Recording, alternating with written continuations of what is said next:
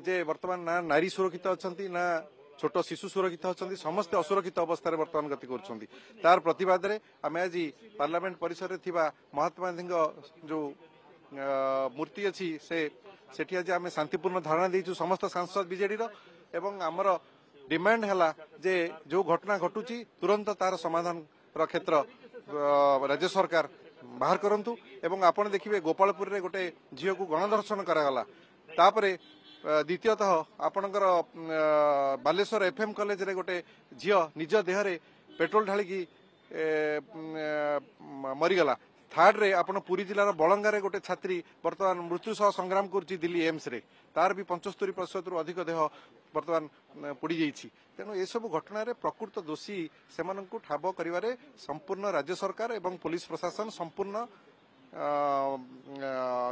विफल होती तेणु आमर डिमांड थिला या ऊपर न्यायिक तदंत डिमांड करा जाऊ एवं जुडिशियल इनक्वारी डिमांड करा जाऊ जोटा कर्णपात राज्य सरकार करूना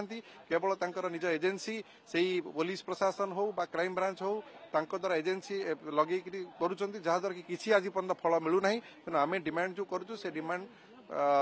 न्यायिक तदंत करा जाऊ न्यायिक तदंत नकले यार जोरदार आंदोलन हेबो एवं सेथिपई जहा हबो सेथिपई राज्य सरकार संपूर्ण दायी रहिबे।